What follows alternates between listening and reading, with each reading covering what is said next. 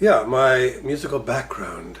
How did I get into Japanese folk song, considering my upbringing? And well, here it goes. My history. I was born at an early age, and earlier than my parents had planned, by the way. But that's another story. Never mind. There, it's fine. Leave that in. And the two parents of mine, wonderful Sue and Jerry, they met through music.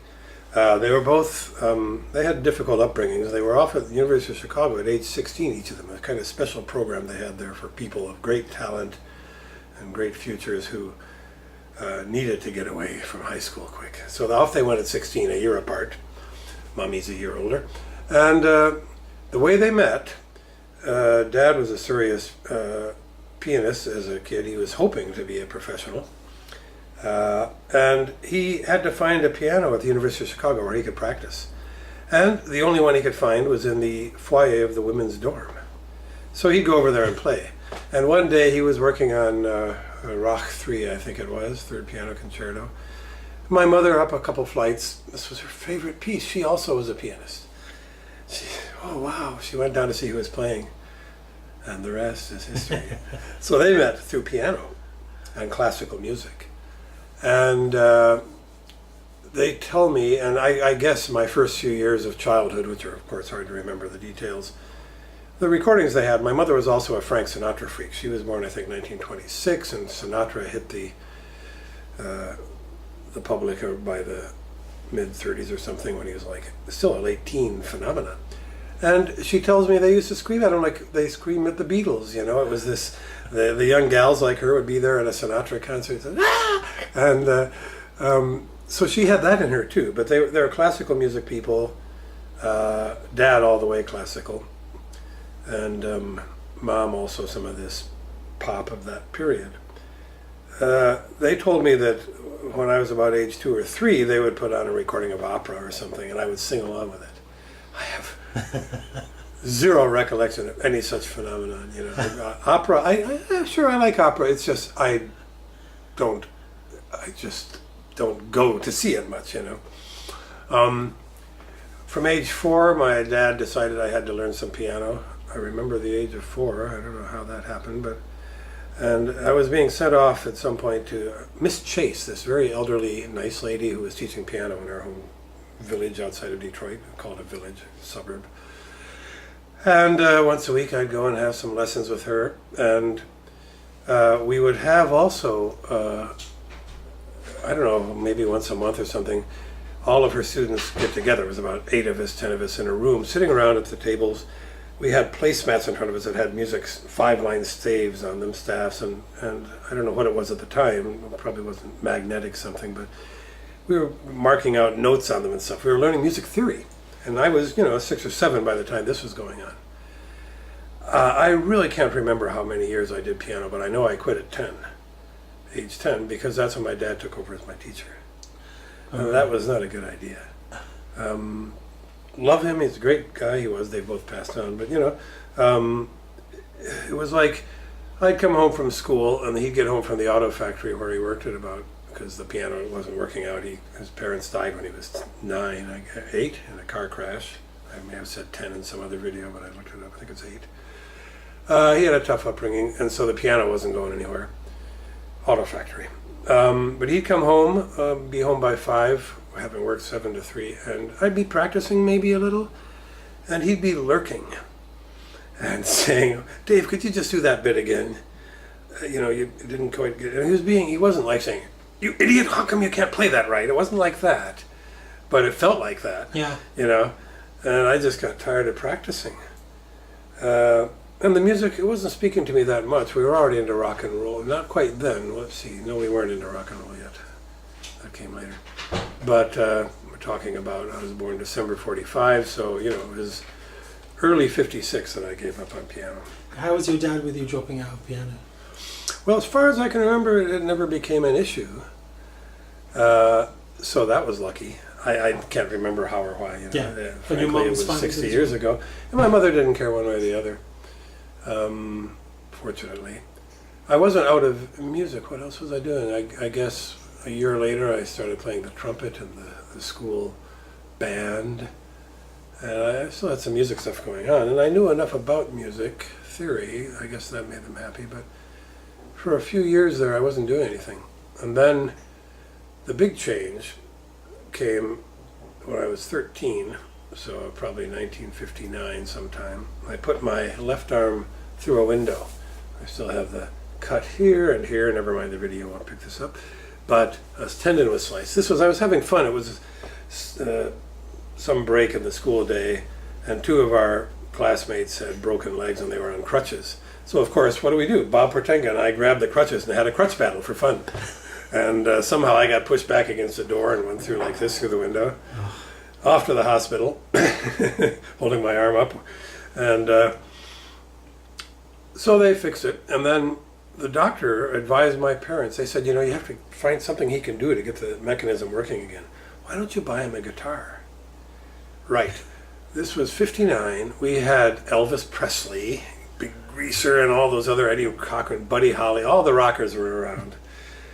And they were thinking, oh, no, we don't want our son to become a greasy rocker, What are we going to do? So they bought me a guitar anyway. They finally thought that was the right thing. He didn't say, buy a violin or something, which is interesting. Mm-hmm. I guess he already had some idea that I'm just a normal young kid of the day and the guitar would appeal to me. So what guitar did they buy you? It was an acoustic guitar.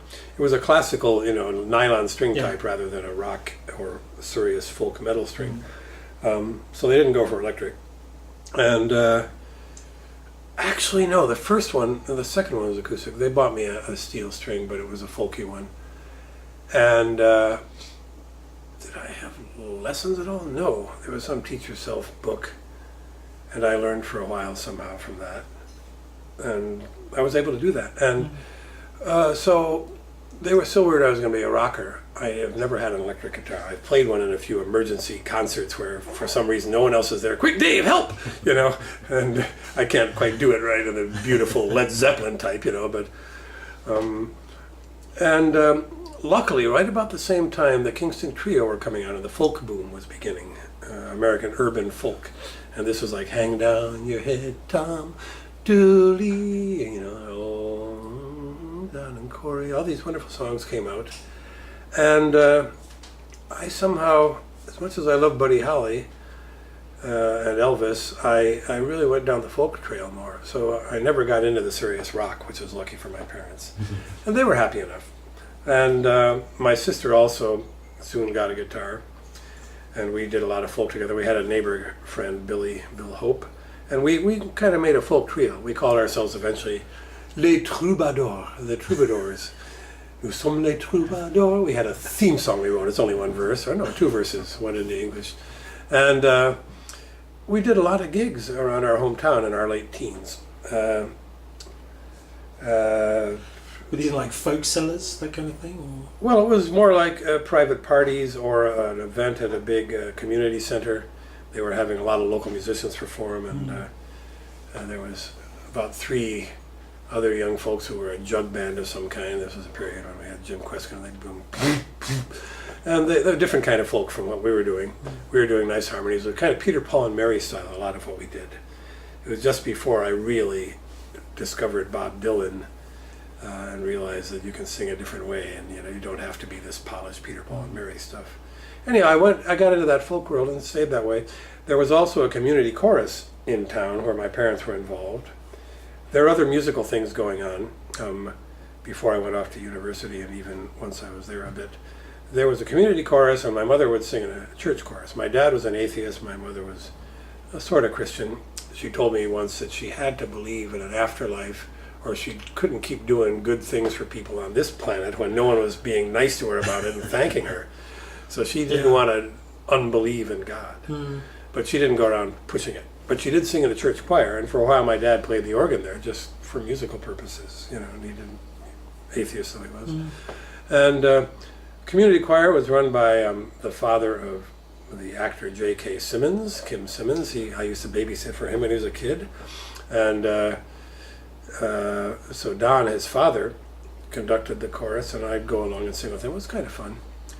It wasn't rock or anything, but once they wanted me to arrange a tune for them, I forget what it was, but it was some folky thing. and I made a folk arrangement of it for the chorus, and that was fun. So parents, we interacted. The main times we really interacted musically was at Christmas family gatherings. And that's when, once I was off in university and my sister was off not as far away in university. I was at Yale, 700 miles. She was at University of Michigan, 50 miles. Chris was still at school. And our neighbor Billy would come home from university. So we'd get the four of us folkies together with whatever relevant girlfriends or boyfriends we had at the time, and my mom and dad, and occasional other musical friends. Now, my dad just ever played piano. My mother bought a big string bass so she could play with us.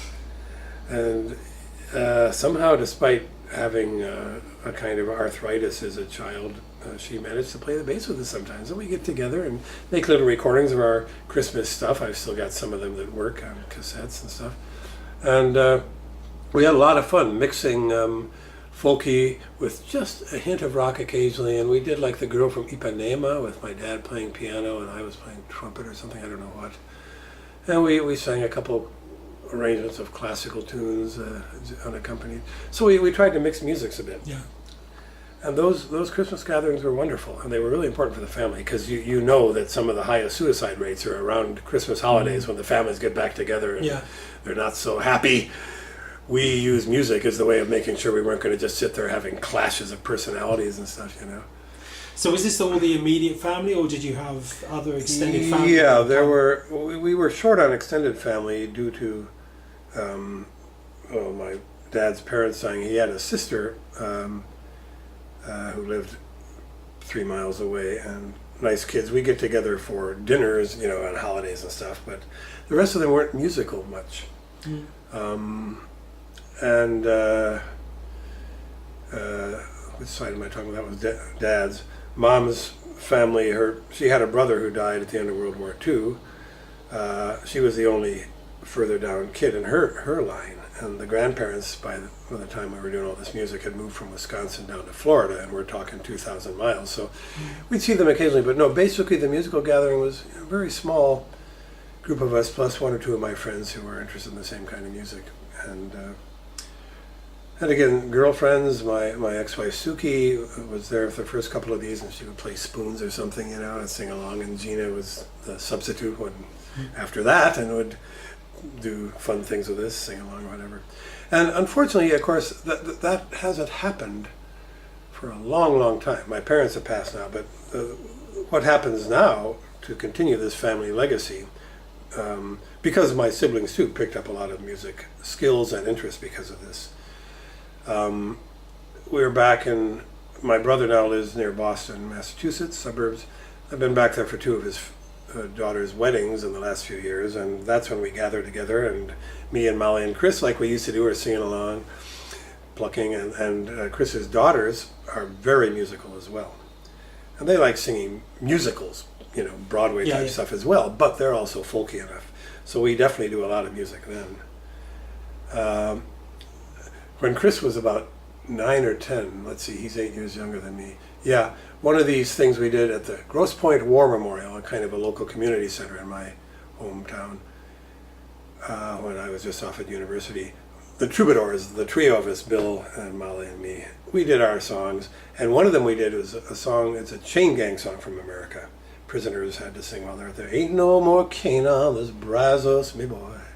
Oh, I'm trying to put an Irish accent into it, but it was, you know, all these prisoners down on the Brazos River down in Texas, and it was quite a powerful song, and we did it, I think we plucked guitars on it because we learned it from not from a chain gang field recording like Alan Lomax had made of the song. At that time we were learning it from probably Ian and Sylvia or somebody, and my brother sang along with us at age 10, and boy was he into it. You know, he got up there and I can remember there's a bit that says, well, they work so hard that I can't work no more. And he had to yell the counter bit to the end, work so hard that, then this little kid goes, I can't work no more. And he was just, really into it, you know. And so I think we were pretty lucky to have that musical context from our parents. And we each went kind of different ways. My sister did for a while in California when she was in her 30s, study opera for a few years and almost changed her voice. But when we get together, she goes back to a folky voice. she's never performed opera, so that's cool. Yeah. So that's almost the history of the music in the Hughes family, I guess. Yeah.